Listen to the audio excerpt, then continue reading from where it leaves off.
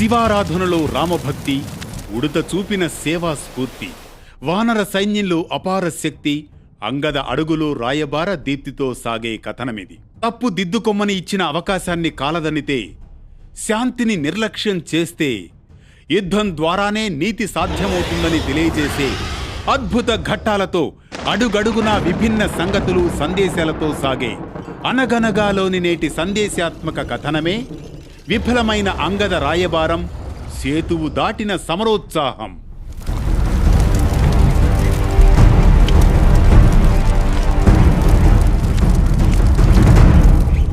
అనగనగా అది త్రేతాయుగం. రామసేతు నిర్మాణం జరుగుతున్న సమయం. ఆ సమయంలో జరగబోయే రావణాసురుడిపై యుద్ధంలో విజయాన్ని కాంక్షిస్తూ యుద్ధానికి ముందు జగత్తుకి ప్రభువైన శివుని అనుగ్రహం అవసరమని, ఆయన కృప కోసం ఆయుధదారి అయిన రాముడు తన విల్లును భూమిపై ఉంచి శివలింగాన్ని ప్రతిష్ఠించి పూజిస్తాడు. ఈ శివలింగమే రామేశ్వరంలోని రామలింగేశ్వరుడు. ధర్మయుద్ధానికి శ్రీరాముడు ఎంత నిశ్చయంగా ఉన్నా దైవానుగ్రహం లేకుండా ముందడుగు వేయడం లేదని ఈ ఘట్టం మనకు చాటుతుంది. శివారాధన ద్వారానే శ్రీరాముడు ఆత్మబలం, ధైర్యం సమకూర్చుకుంటాడు. ఇక వానరులంతా రామనామంతో పులకించిపోతూ రామనామం శిలలపై రాసి వాటిని సముద్రంలో వేసి వారధి నిర్మాణంలో నిమగ్నమై ఉన్న సమయంలో ఒక చిన్న ఉడుత తాను కూడా సహాయం చేయాలని భావిస్తుంది. ఆ భావనతో తడి ఒంటితో మట్టిని తీసుకుని ఒంటిపై చుట్టుకుని సముద్రానికి పరుగు పరుగున వస్తూ పోతూ తాను కూడా పని చేసేస్తూ ఉంటుంది. మట్టిని తీసుకెళ్లి నానిన రాళ్లపైన నింపుతూ ఉంటుంది. ఇది చూసిన వానరులు ఉడుత పడుతున్న పాట్లుగా భావించి నవ్వు ఆపుకోలేక ఆ ఉడుతతో పరిహసిస్తారు. అరే, ఏమిటి ఉడుత, నీ పని చూస్తుంటే తమాషాగా ఉంది. నీ వల్ల ఈ నిర్మాణం జరిగిపోతుందనే చూస్తుంటే మాకు నవ్వాగడం లేదు తెలుసా అంటూ నవ్వుతూ ఉంటారు. ఆ సమయంలో చూస్తాడు వీరి సంభాషణల్ని ఆ శ్రీరామచంద్రుడు. ఉడుతను సమీపిస్తాడు. నెమ్మదిగా పైకి లేపి తన వేలితో మృదువుగా నిమురుతాడు. నీ మనసు గొప్పది ఉడుత, నీ సహాయం బహు విలువైనది.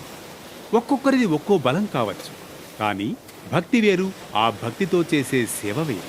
ధర్మ మార్గంలో ప్రతి చిన్న సాయం కూడా అత్యంత మహత్తరమైనదే. నీవు నీ ధర్మాన్ని నిబద్ధతగా నెరవేరుస్తున్నావు అంటూ తన చేతితో ఉడుతపై నిమురుతాడు. 3 వేళ్లతో 3 రేఖలు వేస్తాడు. అప్పటి నుంచి ఉడుతలపై ఉన్న ఆ 3 చారలు రాముని ఆశీస్సులకు చిహ్నాలుగా నిలుస్తున్నాయి. ఇలా సేతు నిర్మాణం నిర్విరామంగా పూర్తవుతున్న సందర్భంలో శుకుడు అనే పక్షి లంకాధిపతి రావణుని ఆజ్ఞ మేరకు వానర సైన్యాన్ని గూఢంగా పరిశీలించి తిరిగి వచ్చి సైన్య వైశాల్యాన్ని, వీరత్వాలను వివరిస్తాడు రావణాసురుడికి. సముద్ర తీరంలోని వానర సైన్యాన్ని చూసిన శుకుడు ఆశ్చర్యపోతాడు. ఆహా, ఎంత ఆశ్చర్యం! వీరిలో శక్తి ఉంది, వ్యూహం ఉంది, భక్తి ఉంది. హనుమంతుడు మెరుపులాంటి వేగంతో ఉన్నాడు. అంగదుడు రణరంగంలో ధీరుడు, రాముడు ధర్మస్వరూపుడు. వీరి పట్ల ఎంతమాత్రమూ అలసత్వము ఉండకూడదు అంటూ తిరిగి వచ్చి ఈ సమాచారాన్ని లంకలోని రావణునికి ఈ విధంగా తెలియజేస్తాడు. ప్రభూ, రాముని వానర సైన్యం స్వల్పంగా లేదు. ఆ సైన్యంలో ఒక్కో వానరుడు వజ్రబలుడు తెలుసా? అంగదుడు, హనుమంతుడు, నలుడు, నీలుడు, వీరిలో గగనాన్ని తాకే శక్తి ఉంది. ధర్మం రక్షణగా రాముడు నాయకుడై యుద్ధానికి సిద్ధమవుతున్నారు. ఓ శుకుడా, నీ రెక్కలు విరగడం వల్లే నీవు ఈ విధంగా చెబుతున్నావు కదూ. నీకింకో విషయం చెప్పనా? అసలు ఎటువంటి వారో తెలుసా వారు? వానరులు గడ్డిపూల మాదిరి. అరుస్తారు కానీ గెలవలేరు. నీవు గూఢంగా వెళ్ళి వచ్చావని నమ్మితే భయపడిపోవలసిందేనా? మన సైన్యంలోని ఒక్కో రాక్షసుడు వారిని మట్టి కరిపిస్తారు తెలుసా అంటూ గర్వంగా మాట్లాడతాడు. తాను తెచ్చిన సమాచారంపై విలువలేక శుకుని బాధను ఓదార్చడం మాట అటుంచి కనీసం సానుభూతి కూడా చూపకపోవడంతో ఆ సమయంలో శుకుడు రావణుణ్ణి ప్రతిఘటిస్తాడు. నీలాంటి దుర్మార్గుడు కాడు తెలుసా రాముడు. ఆయన నన్ను ప్రాణాలతో విడిచిపెట్టి ప్రాణభిక్ష పెట్టిన మహానుభావుడు. ఆ సైన్యం సామాన్యమైన సైన్యం కాదు. అందులో అరివీర భయంకరులైన వానరులున్నారు. వారు సముద్రాన్ని దాటి వచ్చేస్తున్నారు. వాళ్లందరూ నిన్ను మట్టుబెట్టక మునుపే నా మాట విని సీతమ్మను విడిచిపెట్టు. వానరులంతా గరుడ వ్యూహంగా నిలుచోబెట్టారు. శిరస్థానం దగ్గర రాముడు, లక్ష్మణుడు నిలబడ్డారు. అలా కొన్ని కోట్ల వానరాలు నిలబడి ఉన్నాయి అంటాడు శుకుడు. శుకుడి మాటలను కూడా పెడచెవిన పెడతాడు రావణుడు. ఆ తరువాత రావణుడు సుఖసారణులు అనే ఇద్దరు గూఢచారుల్ని పిలిచి ఎంత సైన్యం ఉందో లెక్కపెట్టి రమ్మంటాడు. ఆ ఇద్దరు గూఢచారులు ప్రచ్ఛన్న రూపాలలో ఆకాశంలో ఉండి వానర సైన్యం ఎంత ఉందో అని చూస్తూ ఉండగా విభీషణుడు వాళ్లను పసిగట్టి రాముడి వద్ద తీసుకెళతాడు. శ్రీరామ, వీళ్ళు దుర్మార్గులు, అందుకే బంధించి తీసుకువచ్చాను. ఆ సమయంలో రాముడు ఇదివరకు శుకుడితో మాట్లాడినట్లుగానే ఈ ఇద్దరు గూఢచారులతో కూడా రాముడు మాట్లాడి వాళ్లను పంపించివేసి సైన్యం స్థితిగతులను పరిశీలిస్తాడు శ్రీరామచంద్రుడు. ఆ సుఖసారణులు వానర సైన్యాన్ని చూసి రావణునికి ఆ సైన్యం గురించి వివరిస్తాడు. అప్పుడు రావణుడు, వాళ్ళందరూ 100 యోజనాల సముద్రాన్ని దాటి వచ్చేశారంటున్నారు కదా, ఏది వాళ్ళను ఒకసారి చూపించండి అంటూ ఒక ఎత్తైన ప్రాసాదాన్ని ఎక్కి చూస్తాడు. అదిగో ప్రభు, అక్కడున్నాడే ఆయన ధూమ్రుడు. ఆ ధూమ్రుడి తమ్ముడే జాంబవంతుడు. కొన్ని కోట్ల వానరాలతో యుద్ధానికి వస్తున్నారు. జాంబవంతుడు గట్టిగా ఒక పెద్ద కేక వేస్తే ఆ శబ్దానికి శత్రువుల గుండెలు బద్దలైపోతాయి. వాళ్లకు ఆయుధాలు కూడా అవసరం లేదు. వాళ్ల గోళ్లు, కూరలు, ఆయుధాలు అళ్లతోనే కొరికేస్తారు, మోచేతులతో పొడుస్తారు, చెట్లు పెకలిస్తారు, పర్వత శిఖరాలను ఊపుతారు, శిలల్ని విసురుతారు. ఒక్కొక్కరిది 10, 100, 1000 ఏనుగుల బలమైతే కొందరిది 1,00,000 ఏనుగుల బలం. ఆశ్చర్యకరంగా ఇంకొకరి శక్తి ఏంటో తెలుసుకోండి. ఒక్క అడుగు తీసి అడుగు వేస్తే యోజనం దూరం పడుతుంది అడుగు.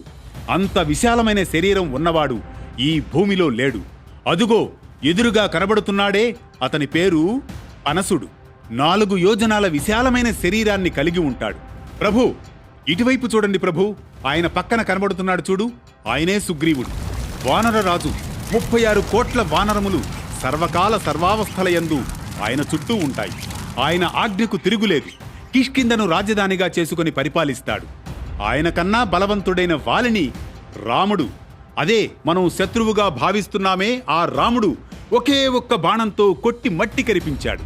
ఆ వాలి మెడలో ఉండే మహేంద్రమాల ఇప్పుడు సుగ్రీవుడి మెడలో ఉంది. ఆ ప్రభు, ఇదిగో ఇలా చూడండి, అక్కడ కనిపిస్తున్నాడే, ఆయన కేసరి, హనుమ తండ్రి. ఆయన మేరు పర్వత శిఖరాల మీద తిరుగుతూ ఉంటాడు. అసామాన్య శక్తిమంతుడు. ఆ పక్కన ఉన్న గంధమాదనుడి శక్తి అంతా ఇంతా అని చెప్పడం కుదరదు. అక్కడున్న గుహల నిండా, పర్వతాల నిండా వాళ్లే, సముద్రం మీద వాళ్లే, వారధి మీద వాళ్లే. లంకా నగరం చుట్టూ ఉన్న వనాల్లో ఉన్న ప్రతి చెట్టు మీద భల్లూకాలున్నాయి.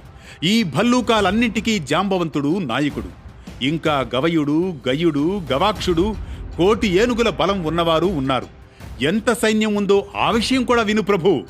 10,000 1 లక్ష, 10 లక్షలైతే 1 కోటి, 1,00,000 కోట్లయితే 1 శంకువు, 1000 శంకువులైతే 1 మహాశంకువు, 1000 మహాశంకువులు 1 వృందము, 1000 వృందములు 1 మహావృందము, 1000 మహావృందములు 1 పద్మము, 1000 పద్మములు 1 మహాపద్మము, 1000 మహాపద్మములు 1 ఖర్వము, 1000 ఖర్వములు 1 మహాఖర్వము, 1000 మహాఖర్వములు 1 సముద్రము, 1000 సముద్రములు 1 ఓధము, 1000 ఓధములు 1 మహాఓధము. ఇటువంటి మహాఓధములు ఎన్నున్నాయో చెప్పడం కుదరదు. విన్నావుగా, ఇంకా వినండి ప్రభు. అదిగో అక్కడ చూడండి, అక్కడ మధ్యలో నిలబడి ఉన్నాడే, అతడే హనుమంతుడు, మహాబలవంతుడు. ఆ హనుమంతుడు ఏ అస్త్రశస్త్రములకు కట్టుబడడే వరం కూడా ఉంది. ఇక ఆ పక్కనే చూడండి ప్రభు, నిశితంగా గమనించండి. నీలమేఘఛాయ వర్ణమువాడు, పద్మాల వంటి కన్నులతో, ఎడమ చేతితో కోదండం పట్టుకొని సాముద్రికా శాస్త్రంలో ఎలా ఉండాలని చెప్పబడిందో అలా పోతపోసిన సౌందర్యంతో ఉన్నాడే, ఆ రూపమే శ్రీరామచంద్రుడు. ఆయన పరమ ధర్మాత్ముడు, పితృవాక్య పరిపాలకుడు. ఆ రాముడి బహిప్రాణమే లక్ష్మణుడు. కంటికి రెప్పలా ఆయన నిరంతరం తన అన్నను కాపాడుతూ ఉంటాడు. రాముడికి ఎన్ని అస్త్రశస్త్రాలో లక్ష్మణుడికి కూడా అన్ని ఉన్నాయి అంటూ రామ సైన్యం గురించి రావణుడికి చెబుతూ ఉంటారు సుఖసారణులు. ఆపు సారణ నీ వాక్యాలు, ఎవరక్కడ అంటూ ఉండగా రావణుడి తాత అయిన మాల్యవంతుడు ప్రవేశిస్తాడు. నాయనా రావణ, సృష్టిలో ధర్మం ఎప్పుడూ కూడా దేవతల వైపే ఉంటుంది, అధర్మం అసురుల వైపు ఉంటుంది. అధర్మపక్షం ధర్మపక్షం చేత ఓడింపబడుతుంది. నువ్వు సీతమ్మను అపహరించి తీసుకువచ్చినప్పటి నుంచి దుర్నిమిత్తములు కనబడుతున్నాయి.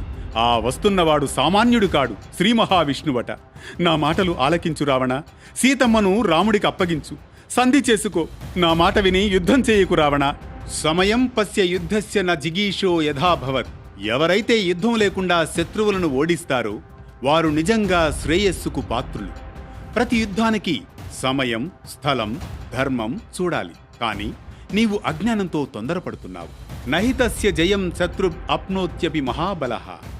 ధర్మంలో నిలిచిన సత్యవంతుడైన పుణ్యాత్ముడైన రాజును ఎంత బలవంతుడైనా శత్రువు ఓడించలేడు అంటూ మాల్యవంతుడు నీతివాక్యాలను పలుకుతూ ఉండగా ఒక్క క్షణంలో ఆ మాటలకు మహారాక్షసంగా మారిపోతాడు రావణుడు. రావణుడి కన్నులు అగ్నిజ్వాలలవుతాయి. ఆక్రోశంతో కదులుతాడు రాక్షసేశ్వరుడు. పీఠాన్ని ఒక్క ఉదుటున తిప్పుతాడు. కళ్ళు నెత్తురుతో నిండిపోయినట్లు కనిపిస్తాయి. అందరూ నాకు నీతులు చెబుతున్నారు. నన్ను ప్రోత్సహించేవారు ఒక్కరూ కనపడ్డం లేదు. మీరందరూ బుద్ధిహీనులే. తాత, నువ్వే కాదు, ఒక్కవేళ బాణంతో నా శరీరాన్ని కూల్చినా, కత్తిపెట్టి రెండుగా చీల్చినా సరే ఆ రెండు ముక్కలు మాత్రం ముందుకు వంగవు, వెనక్కే పడిపోతాయి. ఒకరి మాట వినడం నాకు చేత కాదు. ఇది నా స్వభావం. అదే రావణత్వం. అందుకే చెబుతున్నా, వెళ్ళిపోతాత ఇక్కడ నుంచి అంటూ బిగ్గరగా భీకరిస్తాడు రావణాసురుడు. ఇక్కడ ఇలా ఉండగా సముద్రం అవతల లంకా నగరాన్ని ఒకసారి చూద్దామని అనుచరులతో సువేల పర్వతం పైకి చేరుతాడు శ్రీరాముడు. యుద్ధం తప్పదని తనకు ముందుగానే తెలిసినా ఎందుకైనా మంచిది రావణునికి చివరిసారి ఒక్క అవకాశం ఇద్దామని తన సైన్యంలోని అంగదుణ్ణి రావణుని వద్దకు లంకకు రాయబారానికై పంపుతాడు శ్రీరాముడు. లంకా నగరంలోని రావణుని రాజసభలో రావణుడు, మండోదరి, మంత్రులు, కుంభకర్ణుని కుమారుడు, ఇతర రాక్షసులు ఉన్న సమయంలో ప్రవేశిస్తాడు అంగదుడు. రాజాధిరాజా రావణ, అంగదుడననే నేను శాంతి కోరికతో రాముని రాయబారిగా వచ్చితిని. ఓ వాలిపుత్రుడా అంగదా, నీ తండ్రిని చంపిన రాముడికి నీవు రాయబారివా? ఎగ్గు సిగ్గు లేని నీవు బలహీనుడివా లేక మూర్ఖుడివా? ఇదిగో రావణ, నాకు నీతులు చెప్పడం అవసరం లేదు. అయినా నీకు నేను చెబుతున్నాను, ఇది విను. నా తండ్రి వాలి యోధుడుగా గొప్పవాడే, నేను కాదనను. ధర్మాన్ని తప్పాడు నా తండ్రి. కాని రాముడు ధర్మ స్వరూపుడు. నీ లంకలో సీతాదేవిని బలవంతంగా నిలిపిన నువ్వు నశిస్తావు రావణ, నశిస్తావు. ఆలోచించుకో మరోసారి. ఇది రాముని చివరి సందేశం. మళ్లీ చెబుతున్నా విను. నీవు సీతను అప్పగిస్తే యుద్ధం ఆగుతుంది, లేదా నీ వంశమే అంతమవుతుంది. ఇది రాముని మాట అంటూ అంగదుడు తన పాదాన్ని భూమిపై నిలుపుతాడు. ఈ రాయబార మాటలతో ఆగ్రహిస్తాడు రావణుడు. తన సైనికులతో అంగదుడిని పట్టుకోమంటాడు.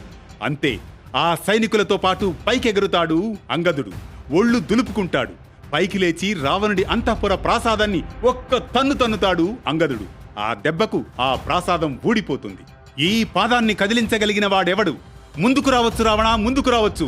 లేదా అసురుల వీరులెవరైనా వచ్చి కదిలించండి చూద్దాం అంటాడు అంగదుడు. ఇంద్రజిత్తు, మహోదరుడు, ఇతర రాక్షసులు కలిసి ప్రయత్నిస్తారు. కానీ విఫలమైపోతూ ఉంటారు. ఇంతలో రావణుడు వెంటనే రాజప్రాసాదంలోని ద్వారాలన్నీ మూసివేయమంటాడు. యుద్ధం ప్రారంభమవుతుంది. అందరూ సిద్ధం కండి అంటూ తూర్పున సర్వ సైన్యాధ్యక్షుడు ప్రహస్తుణ్ణి, దక్షిణాన మహోదరుడు, మహాపార్షులను, పశ్చిమాన ఇంద్రజిత్తును, ఉత్తరాన సుఖసారణులను నియమిస్తాడు. ముందుకు సాగుతాడు రావణాసురుడు. ఇదంతా తెలుసుకున్న విభీషణుడి గూఢచారులు విషయాన్ని తెలియజేస్తారు. అలా సమరానికి తెరలేస్తుంది. ఇదే విఫలమైన అంగద రాయబారం, సేతువు దాటిన సమరోత్సాహం. ఇది కేవలం ఇతిహాస ఘట్టం కాదు, ఇది నేటి సమాజ ప్రతిరూపం. ఒక్క అడుగు శాంతికి, ఒక్క మౌనం సమరానికి. శాంతి స్వరం వినిపించలేకపోతే విడుదల కోసం శక్తి మార్గమే చివరి లక్ష్యమని. ధర్మం ఎంత వినయంగా చెప్పినా దుర్మార్గం వినకపోతే అది యుద్ధంగా మారుతుందని. ఇవి కేవలం కథలు కావు, మన ఆలోచనల్ని నడిపించే స్ఫూర్తి కెరటాలు. వేటు న్యూస్ కథా పయనంలో తీసుకునే ఇప్పటి విరామం రేపటి ప్రారంభానికి శ్రీకారం. ధర్మయాత్రకు ఉపశమనం లేదు, భక్తి పదానికి అవధులు లేదు.